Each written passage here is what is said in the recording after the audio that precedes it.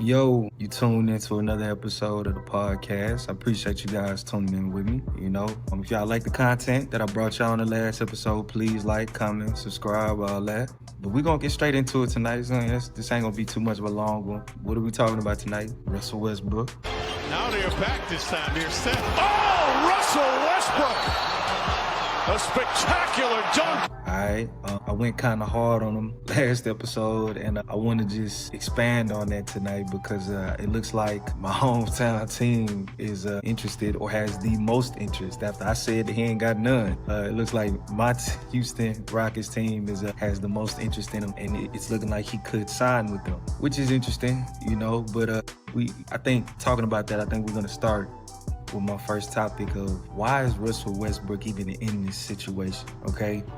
This is a man that was an MVP, led his team to the, NBA Finals, was an extremely electrifying point guard. Him and Derrick Rose, I want to say, were like what and what when you look at athleticism, triple-double monster, I'm pretty sure he broke the records held by Oscar Robertson and some of those long-time greats. Why is he in this situation? And in my opinion, right, I think it simply boils down to this. He just didn't change with the times, okay? He just simply did not change with the times. He's still an electrifying point guard, still shows flashes. Very much of a capable defender, but I don't know, I look at his time in Washington and that trade to LA, it ruined his career. You know what I mean?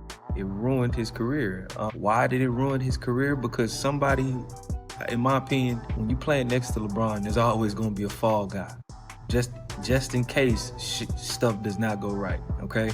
If things do not go right, somebody's got to take the blame. Somebody's got to be scapegoat because it ain't going to be Bron. It ain't going to be AD.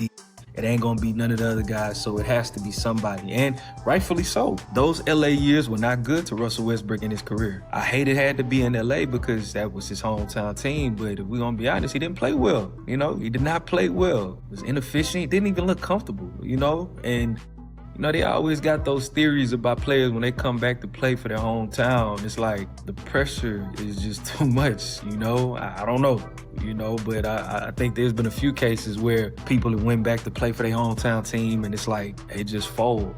And those few years that he was there in LA, the coach couldn't even save him, I think Darvin Ham, was also a victim of that situation. Him and Russell Westbrook probably took the brunt of it, took the brunt of the blame as it relates to how those years went. And it really wasn't their fault, I just think when it comes to LeBron, it's so specific of a type of player that can play with him and thrive, especially if he's running the show. Now, if LeBron is an accessory piece and you're, an accessory piece to Luka Doncic and, a little bit of LeBron, you might be able to work better with that. But if it's solely LeBron as your number one guy and you're coming into a system trying to play well with him, it's just some intangibles you got to have. You got to be able to shoot.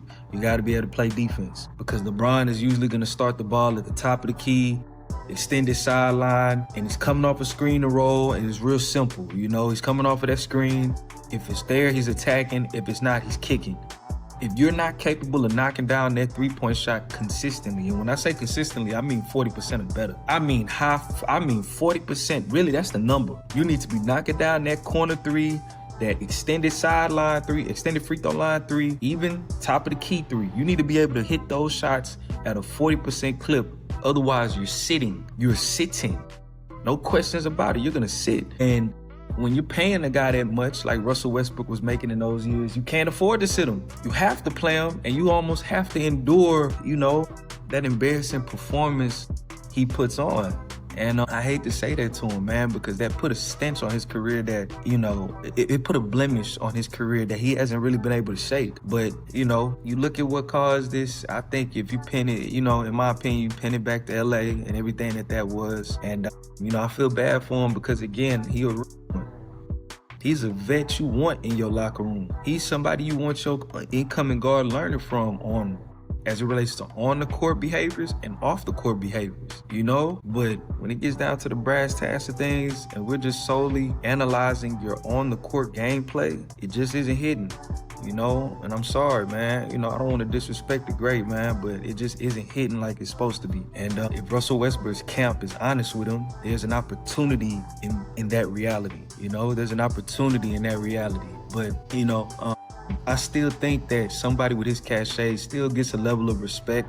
I just think, bro, you know, in order to get the respect that you deserve, man, it got to be rooted in reality. Nobody's shaming his resume. Nobody's diminishing what he's accomplished up until this point. When I think of all the analyzing and criticizing and critiquing of him, you know, nobody's shaming him for what he did in OKC. Nobody's taking that from him. Everybody's, you know, and you can't be mad at them. This is a what have you done for me lately type of league that we're in now. A lot of greats would kind of be good to themselves, you know, to realize that what have you done for me lately? What have you done for me lately? And when I say lately, I mean last season. You know what I'm saying? Not all of that 2-3 seasons ago ism where they try to focus on them being a scoring champion or dropping 22-3 seasons ago. The NBA has shifted. The NBA shifts aggressively every year. So, you know, I think some of these players, they just got to be honest with themselves. Nobody's taking away from your resume. Nobody's diminishing what you've accomplished. But if you're talking about 2026 and the players that you're going up against, your role is different. You might not have the ball in your hands 80% of the time. Russell, how are you still going to be just as effective and just as impactful knowing that reality, you know? You can't pout because you're not getting the minutes. You can't be a cancer. You can't go against the grain. You still got to be every bit of a real player, of a real man, of a great teammate, and still realize that I'm not the focal point of the offense, you know? So, you know, I'm going to conclude on this particular topic and state that I think a reunion in Houston could work because we need some insurance at that point guard position, right? I think the good thing about Russell is that if you bring him into your organization, he's not going to really rattle it. You know, I look at that LA situation as a one-off. That's an anomaly. That's really not Russ. You know, I think a good indicator of who Russ is as a player and what he'll do for your organization was Sacramento. This past season in Sacramento, he wasn't, you know, he wasn't the all and all, you know, but he was a solid 15-8 guy, and we can use that. You know, we can very well use that. Right next to KD coming off the bench, you know, maybe even backing up Reed Shepherd, definitely backing up Reed Shepherd, being a good vet in that locker room, like in a Udonis Haslam capacity, and you get 3 to 5 more years out of him just like that. You still got a guy that you can trust when you need him, because there were times last year where we needed a point guard. We needed somebody to come in and just run the offense, not turn the ball over. I mean, you know, even though Russ is turnover prone, I think his turnovers come because he's trying to put pressure on the defense. And those are turnovers that you can kind of be all right with. You know what I'm saying? You can kind of be all right. We really try to stay away from turnovers as a whole, especially if you're a point guard. But if you're going to deal with turnovers, turn the ball over being aggressive. You know what I'm saying? Don't turn the ball over being scary, Reed. Y'all saw how that last series ended with LA, man. There was a lot of plays where he just turned the ball. He just scared. You know what I mean? It was just a little scary, man. I get it, man. Those lights get extremely bright, so I can understand, you know. But you know, I think that Russell and KD could work at this time of the career.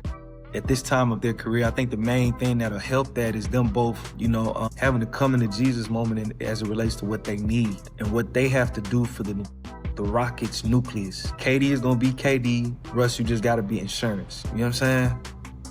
So, you know, I'm gonna conclude at that point, man. You know, Russ, I wish you the best. If we do sign you, you know, I'm gonna be at them games rooting for you. And I do believe that you'll do well if you come to the Houston Rockets. I think that'll be a good situation for you as it relates to your what you bring to a team now. You know, so let's see how it plays out.